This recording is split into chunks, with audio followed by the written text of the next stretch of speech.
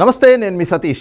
ఆంధ్రప్రదేశ్లో ఎన్నికలు సమీపిస్తున్నటువంటి వేళ అక్కడ రాజకీయాలు మాత్రం పూర్తిగా అంటే ఆసక్తికరంగా మారుతున్నటువంటి పరిస్థితి. ఈ క్రమంలోనే అక్కడ రాజకీయ నాయకులు చేస్తున్నటువంటి ప్రసంగాలు కావచ్చు, ప్రకటనలు కావచ్చు, అవన్నీ కూడా అందరి దృష్టిని ఆకర్షిస్తూ ఉన్నాయి. ఈ క్రమంలోనే తాజాగా జగన్మోహన్ రెడ్డి ఏదైతే ఆంధ్రప్రదేశ్లో ఉన్నటువంటి అధికార పార్టీ అధినేత అయినటువంటి జగన్మోహన్ రెడ్డి ఒక జాతీయ మీడియా ఛానల్కి ఇచ్చినటువంటి ఇంటర్వ్యూలో ఆయన చేసినటువంటి వ్యాఖ్యలు కూడా ప్రస్తుతం అక్కడ పెద్ద ఎత్తున చర్చనీయాంశంగా మారినటువంటి పరిస్థితి. మరి ఏమిటి జగన్మోహన్ రెడ్డి గారిని అక్కడ వాళ్ళు అడిగినటువంటి ప్రశ్నలు ఏమిటి, ఆయన చెప్పినటువంటి సమాధానం ఏంటి అనేటువంటిది కూడా ఒక్కసారి ఆ వీడియో చూసి క్లుప్తంగా మనం విశ్లేషించుకునేటువంటి ప్రయత్నం అయితే చేద్దాం. ఇవ్వండి, ఇదే ఆ మీడియా ఛానల్ ఇండియా టుడే అనేటువంటి ఛానల్కి ఆయన ఇంటర్వ్యూ ఇచ్చారు. ఏమడుగుతున్నారు చూద్దాం. Nature of relationship. For the last 5 years, we've seen in Parliament, outside Parliament, by and large, YSRCP has supported Prime Minister Modi. Now we are told because you've got a strong minority vote here, you don't want to be seen to be on the same side as the Prime Minister. What is the reality of your relationship with the centre and the Prime Minister? I think rather than asking me, Rajdeep, see, they're the people who tied up, they're the people who are currently in tie-up with Chandrababu Naidu. So you should ask Chandrababu Naidu and Modi what their relationship is. He says we are, Mr. Naidu says we are together for development. Both Prime Minister and I want the development of Andhra Pradesh. So if they are together, it is development. If Jagan and I were to maintain a cordial relationship because I am the Chief Minister, because he is the Prime Minister, then it's for something else. Would you support the government at the centre if, let's say, Mr. Modi is 20 seats short, you have 20 MPs? So why do we talk about a hypothetical situation when they are together fighting against me and I'm fighting against them? So where is the question of this hypothetical situation coming up? This election.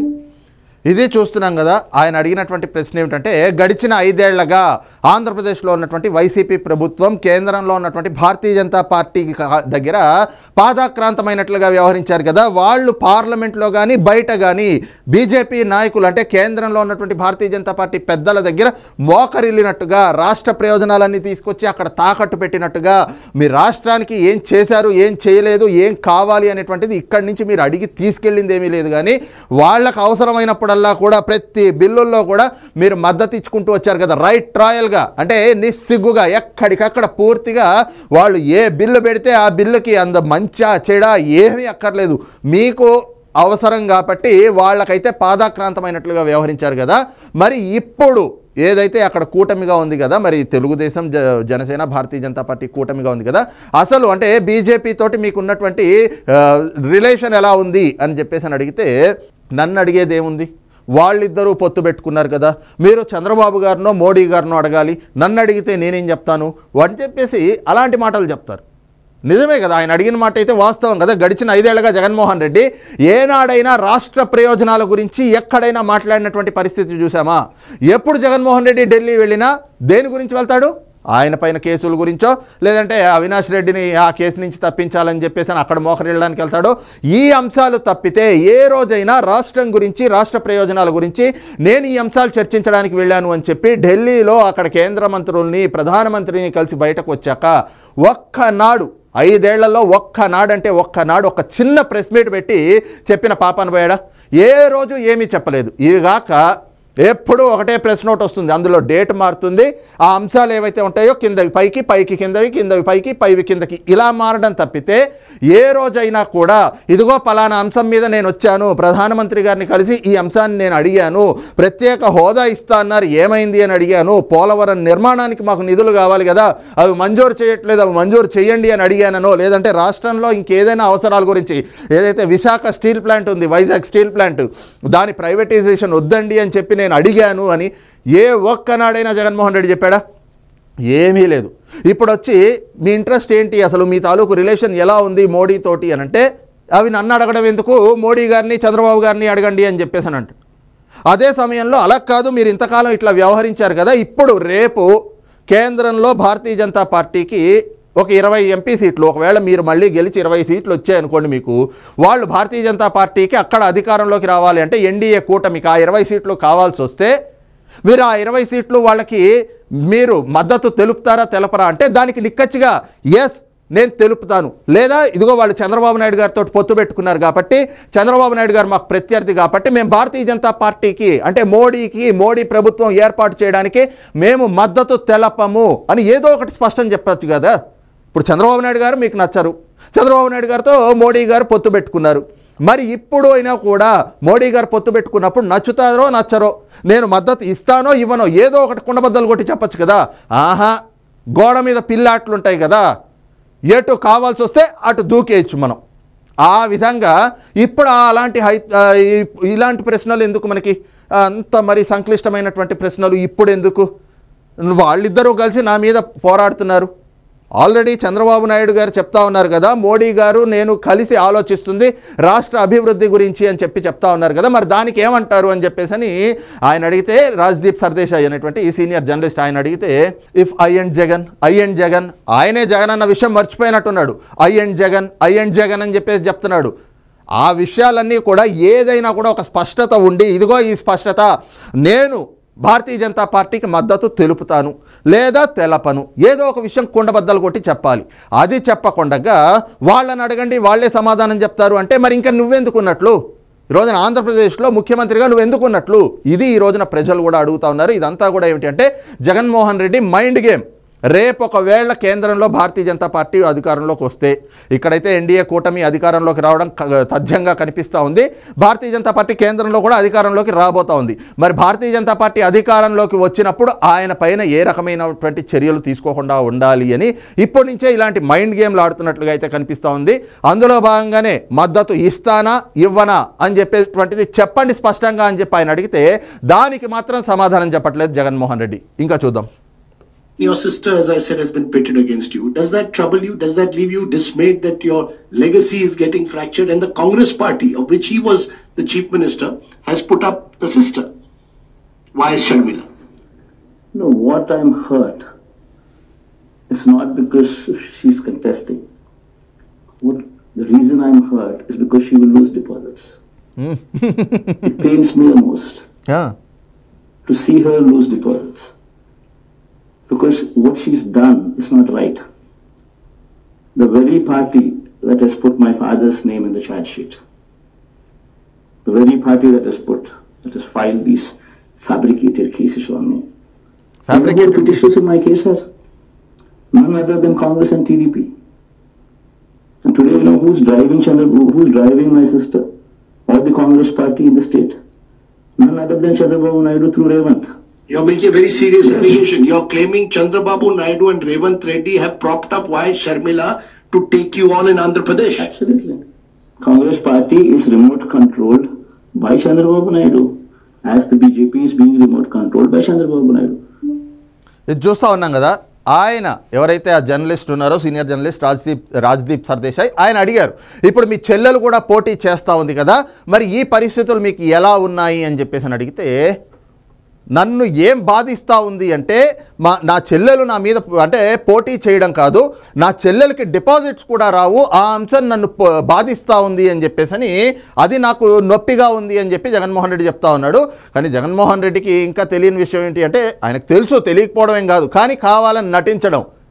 రేపు కడప పార్లమెంట్లో అవినాష్ రెడ్డి అత్యంత ఘోరంగా డిపాజిట్లు కూడా రాకుండా ఓడిపోబోతా ఉన్నాడు. కారణం ఏమిటో ప్రత్యేకంగా చెప్పక్కర్లేదు. వివేకానంద రెడ్డి హత్య కేసు ఏ విధంగా ఈ రోజున అక్కడ ప్రజల్లో చర్చ జరుగుతూ ఉంది. మరి హూ కిల్డ్ బాబాయ్ అనే దాంట్లో ఎవరి హస్తాలు ఉన్నాయి, ఎవరి పాత్ర ఉంది, ఎవరి ప్రమేయం ఉంది, అన్ని కళ్ళకి గట్టినట్టుగా ఈ రోజున షర్మిల గారు అలాగే సునీతారెడ్డి వీళ్ళిద్దరు ప్రచారంలో ప్రజలకు అర్థమైపోతా ఉంది. 5 ఏళ్ల నుంచి కూడా ఈ కేసు సాగుతున్నటువంటి తీరు చూస్తూ ఉన్నాం కదా. అయితే అదే సమయంలో ఆవిడ డిపాజిట్లు కూడా రాకుండా ఓడిపోతుందని ఈయన జోస్యం చెప్తున్నాడు. కానీ పులివెందుల్లో ఈయన డిపాజిట్లకే గల్లంత అయ్యేటట్లుగా ఉంది అని అక్కడ ఉన్నటువంటి ప్రజలే చెప్తా ఉన్నారు. కడపలో అవినాష్ రెడ్డి డిపాజిట్లు కూడా రాకుండా ఓడిపోబోతా ఉన్నాడు అని చెప్పేసి అక్కడ ఉన్నటువంటి ప్రజలు చెప్తా ఉన్నారు. ఇలా ఉంటే ఈయన ఈ రకంగా మాట్లాడి మళ్ళీ ప్రజల్ని మభ్యపెడదామని చూస్తూ ఉన్నాడు. ఇంకో పక్కన చూస్తే ఏం చెప్తా ఉన్నాడు, నా చెల్లెల్ని వెనకుండి నడిపిస్తున్నది చంద్రబాబు నాయుడు, అది కూడా రేవంత్ రెడ్డి ద్వారా అని చెప్తా ఉన్నాడు. రేవంత్ రెడ్డి ద్వారా చంద్రబాబు నాయుడు గారు షర్మిలతోటి ఈ విధంగా ఆయన మీదకు ఉసిగొలుపుతా ఉన్నారు, ఆవిడని నడుపుతా ఉన్నారు అని చెప్పేసి జగన్మోహన్ రెడ్డి చెప్తా ఉన్నాడు. ఎక్కడైనా చెప్పడానికి కనీసం ఇంతైనా ఏదైనా మనిషికి విచక్షణ ఉండాలి కదా. చంద్రబాబు నాయుడు గారు తెలుగుదేశం పార్టీ అధినేత, రేవంత్ రెడ్డి గారు ఒకప్పుడు తెలుగుదేశం పార్టీలో ఉన్నటువంటి మాట వాస్తవమే, కానీ ఆ తర్వాత ఆయన కాంగ్రెస్ పార్టీలో చేరారు, కాంగ్రెస్ పార్టీలో పిసిసి అయ్యారు. అక్కడి నుంచి ఈ రోజున తెలంగాణలో కాంగ్రెస్ పార్టీ తరఫున కాంగ్రెస్ ప్రభుత్వంలో ఆయన ముఖ్యమంత్రిగా ఉన్నారు. తెలంగాణ రాష్ట్ర ముఖ్యమంత్రి, కాంగ్రెస్ పార్టీ పిసిసి అధ్యక్షుడు ఆయన్ని చంద్రబాబు నాయుడు గారు ఏ విధంగా డ్రైవ్ చేస్తారు? పార్టీలు ఇప్పుడు వేరు. చంద్రబాబు నాయుడు గారు తెలుగుదేశం పార్టీ, రేవంత్ రెడ్డి గారు కాంగ్రెస్ పార్టీ. ఎవరి ఎజెండాలు వాళ్ళకు ఉంటాయి. అంతేగాని ఈ రోజున రేవంత్ రెడ్డి ద్వారా షర్మిలని చంద్రబాబు నాయుడు నడిపిస్తున్నారు వెనకుండి అని చెప్పేసి అని చెప్పడానికి కనీసం ఆలోచన ఉండాలి.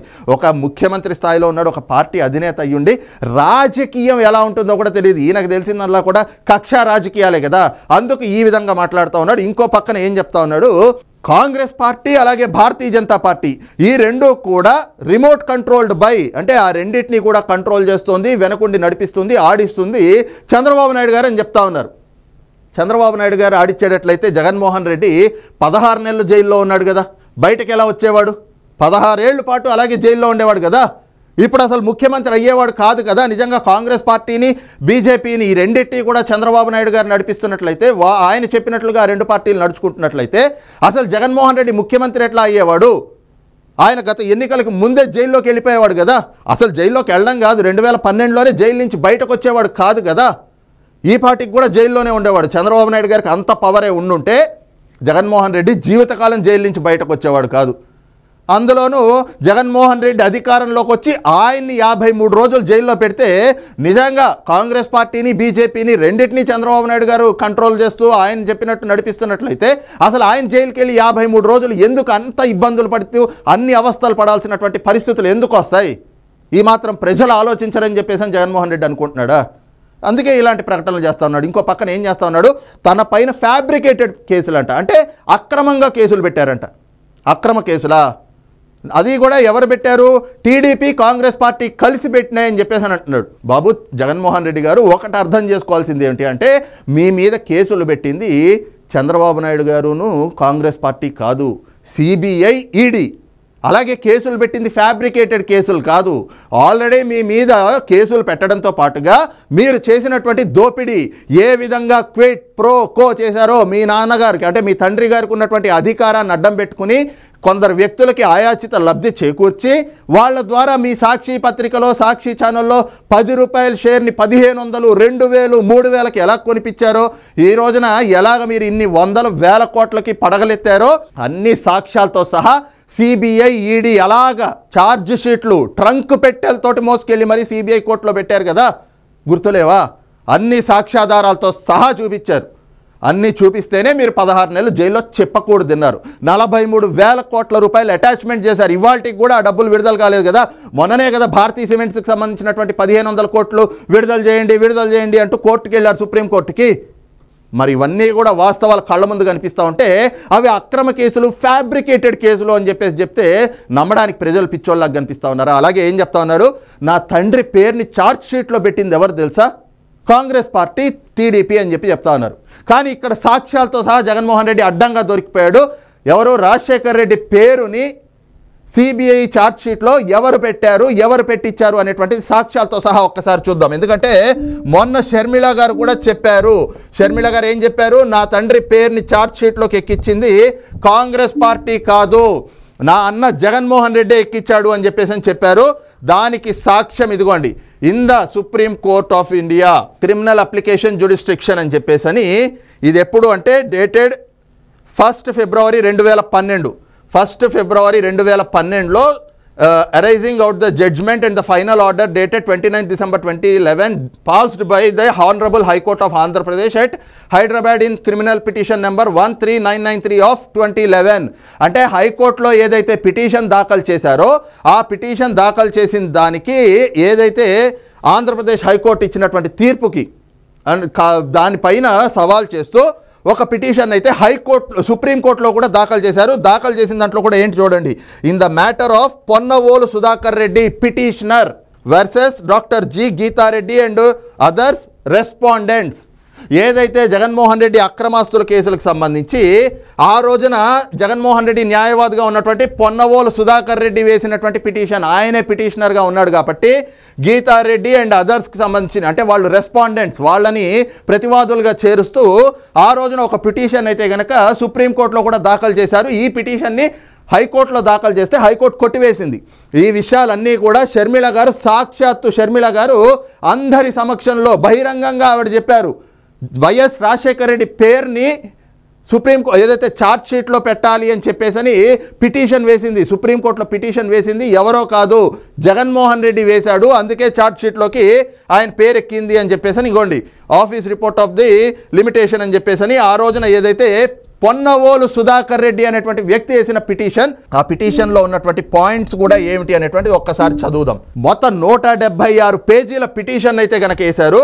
ఆ 176 పేజీల పిటిషన్లో ఇదిగోండి ఇది Strangely, however, neither did the CBI name any of the ministers or secretaries who had signed the 26 government orders in question, nor have they proceeded to investigate them. And central government has exercised its influence over the CBI not to implicate any person who is presently a member of its own ruling party in the state. The petitioner, being an advocate on the criminal side of the Nellore bar for over 20 years in the state of Andhra Pradesh, was duly aggrieved by what seemed to be an improper appreciation of the process of investigation by the CBI. Atlage ikkada em raskocharu, the 26 government orders that were issued between 2007 and 2009 by the government headed by the late Shri YS Rajshekar Reddy. అంటే ఏదైతే జగన్మోహన్ రెడ్డిని ఏ కేసుల మీద ఆయన arrest చేశారు, అప్పుడు ఏవైతే అక్రమ కేసులు అక్రమాస్తులకు సంబంధించినటువంటి కేసులు ఏవైతే ఉన్నాయో 2007 నుంచి 2009 మధ్యన ఆయన తన తండ్రి అధికారాన్ని అడ్డం పెట్టుకుని కొన్ని జీవోలు 26 జీవోలు పాస్ చేయించుకుని వాటి ద్వారా 1,00,000 కోట్ల ప్రజాధనాన్ని లూటీ చేశాడు. క్విట్ ప్రోకో చేసి షెల్ కంపెనీలు, డొల్ల కంపెనీలు, సూట్ కేస్ కంపెనీలు ఇలాగ అన్నీ పెట్టి 1,00,000 కోట్ల ప్రజాధనాన్ని లూటీ చేశాడు. ఆ 26 జీవోలు కూడా government orders that were issued between 2007 and 2009 by the government headed by Shri late YS Rajshekar Reddy. Each of these GOs were examined by him and a detailed chart prepared listing the relevant minister and secretary who were the public servants responsible for them. అంటే ఇదంతా కూడా జగన్మోహన్ రెడ్డికి సంబంధం లేదు, జగన్మోహన్ రెడ్డి అసలు సెక్రటేరియట్కి వెళ్ళలేదు. అలాంటి జగన్మోహన్ రెడ్డి ఎలాగ జీవోలు పాస్ చేయించగలుగుతాడు? ఈ జీవోలన్నీ కూడా రాజశేఖర్ రెడ్డి ఆ రోజున ముఖ్యమంత్రిగా ఆ ప్రభుత్వాన్ని లీడ్ చేసినటువంటి రాజశేఖర్ రెడ్డి ఆయన క్యాబినెట్లో ఉన్నటువంటి మంత్రులు వాళ్ళందరూ ఎగ్జామిన్ చేసి వాళ్ళు పూర్తిగా వాటిని పరిశీలించి ఆ తర్వాత ఆ జీవోలు ఇచ్చారు. దాంతో నా ఎవరైతే కనుక నా తరఫున ఉన్నటువంటి వాటితోటి జగన్మోహన్ రెడ్డికి ఏ రకమైనటువంటి సంబంధం లేదు అంటూ పొన్నవోలు సుధాకర్ రెడ్డి 176 పేజీల ఒక పిటిషన్ అయితే కనుక హైకోర్టులో దాఖలు చేశారు. హైకోర్టు దాన్ని కొట్టివేయడంతో సుప్రీంకోర్టులో కూడా ఇదే పిటిషన్ని మళ్ళీ దాఖలు చేసినటువంటి పరిస్థితి. ఇప్పుడు చెప్పాలి, జగన్మోహన్ రెడ్డి పొన్నవోలు సుధాకర్ రెడ్డి ద్వారా ఈ పిటిషన్ వేయించింది నువ్వా కాదా? నీ తండ్రి పేరుని ఛార్జ్ షీట్లో ఎక్కించాలి అని చెప్పి ఈ విధంగా నీ పిటిషన్లో రాయించింది నువ్వా కాదా? పొన్నవోలు సుధాకర్ రెడ్డి ఇది రాశాడా లేదా? మొన్నటికి మొన్న పొన్నవోలు సుధాకర్ రెడ్డి కూడా మీడియా సమావేశం పెట్టి షర్మిల గారు మాట్లాడంగానే అబ్బెబ్బే ఇదంతా కూడా నా మీద చేస్తున్నటువంటి దుష్ప్రచారం, నాకు అసలు ఏమాత్రం సంబంధం లేదు, నేను ఎక్కడా కూడా అందులో ప్రమేయం లేదు, నా మీద తప్పుడు ఎలిగేషన్స్ చేశారు అని చెప్పేసి పొన్నవోలు సుధాకర్ రెడ్డి చెప్తాడు. ఇప్పుడు జగన్మోహన్ రెడ్డి ఏం చెప్తాడు? తన తండ్రి అంటే రాజశేఖర్ రెడ్డి పేరుని ఛార్జ్ షీట్లో పెట్టింది టీడీపీ, చంద్రబాబు నాయుడు గారు, అలాగే కాంగ్రెస్ పార్టీ అని చెప్తున్నారు. కానీ వాస్తవం ఏమిటి? సుప్రీంకోర్టులో వేసినటువంటి పిటిషన్లో తెలిసిపోతుంది కదా వాస్తవం ఏంటి అనేటువంటిది. ఈ రోజున రాజశేఖర్ రెడ్డి పేరుని ఛార్జ్ షీట్లోకి ఎక్కించింది జగన్మోహన్ రెడ్డి. కారణం ఏమిటి అంటే ఆ కేసు నుంచి జగన్మోహన్ రెడ్డి బయటపడాలి అంటే ఖచ్చితంగా లేడు కాబట్టి తన తండ్రి రాజశేఖర్ రెడ్డి పేరు ఎక్కిస్తేనే ఆయన ఆ రోజున జైలు నుంచి బయటకి రాగలడు. అప్పటికి ఎన్నోసార్లు బెయిల్ అప్లై చేస్తే బెయిల్ రాలేదు. మరి ఆఖరిగా ఏం చేయాలి అని చెప్పి నెత్తి నోరు బాదుకుంటే అప్పుడు ఈ పొన్నవోలు సుధాకర్ రెడ్డి అనేటువంటి వ్యక్తి వెళ్ళి మీ నాన్నగారి పేరు అందులో ఎక్కిస్తేనే నువ్వు బెయిల్ మీద బయటకు రాగలవు అని చెప్తే దానికే నేను బయటకు రావడం కావాలి, నా నాన్న పేరు ఉంటే ఏంది పోతే ఏంది, మా నాన్నే పోయాడు, ఆయన పేరు ఉంటే ఏంటి లేకపోతే ఏంటి, మంచి పేరా చెడ్డ పేరు నాకు అవన్నీ అవసరం లేదు, నేను బయటకు రావాలి, నేను దోచేసిన 1,00,000 కోట్లు నేను అనుభవించాలి అని చెప్పి ఆ రోజున ఈ విధంగా రాజశేఖర్ రెడ్డి పేరుని ఛార్జ్ షీట్లోకి ఎక్కించాలి అంటూ సుప్రీంకోర్టులో పిటిషన్ దాఖలు చేసింది జగన్మోహన్ రెడ్డి తరఫున పొన్నవోలు సుధాకర్ రెడ్డి. మరి ఇప్పుడు వీటన్నిటికీ సమాధానం చెప్పకుండా కాంగ్రెస్ పార్టీని, భారతీయ జనతా పార్టీని రిమోట్ కంట్రోల్ లాగా కంట్రోల్ చేస్తాం చంద్రబాబు నాయుడు గారు అని చెప్పేసి జగన్మోహన్ రెడ్డి చెప్తా ఉంటే ప్రజలు నమ్ముతారా? నిజంగా గనక చంద్రబాబు నాయుడు గారు ఆ రెండు పార్టీలని కంట్రోల్ చేస్తున్నట్టయితే జగన్మోహన్ రెడ్డి జీవితంలో ఎప్పుడు జైలు నుంచి బయటకు రాలేడు. ఈ విషయం ఆయనకి తెలుసు. కానీ ప్రజల్ని ఇంకా మభ్యపెట్టాలి, వాటి ద్వారా ఏదో రకంగా ఓట్లు దండుకోవాలి. ఇక ఇప్పటికే ఓటమి కళ్ళ ముందు కనిపిస్తోంది. ప్రజలు ఓట్లేసే పరిస్థితి లేదు, ఆయన గెలిచే పరిస్థితి లేదు. ఇక కడప పులివెందుల్లో కూడా రాజకీయంగా ఎదురు దెబ్బ తగలబోతా ఉంది జగన్మోహన్ రెడ్డికి, అవినాష్ రెడ్డికి. మరి ఈ పరిస్థితుల్లో మేకపోతు గాంభీర్యం, ఎంతో కొంత ధీమా ప్రదర్శిస్తే ఎక్కడైనా 4 ఓట్లు పడతాయి కదా అని చెప్పి ఇలాగ జాతీయ సంస్థలకు ఇచ్చేటువంటి మీడియాలో ఈ రకమైనటువంటి ప్రకటనలు అయితే చేసుకుంటున్నట్లుగా చాలా స్పష్టంగా కనిపిస్తుంది. కానీ జగన్మోహన్ రెడ్డి తప్పులన్నీ కూడా ఒక్కొక్కటిగా రోజులు గడుస్తున్న కొద్దీ ప్రజల ముందుకి సాక్ష్యాలతో సహా వచ్చి పడతా ఉన్నాయి. రేపు ఎన్నికల్లో జగన్మోహన్ రెడ్డికి ప్రజలు గట్టి గుణపాఠం నేర్పడం కూడా ఖాయంగా కనిపిస్తూ ఉంది. మరి ఈ అంశంపైన మీ అభిప్రాయం ఏంటనేటువంటిది కూడా కింద కామెంట్ సెక్షన్లో మెన్షన్ చేయండి. Thank you.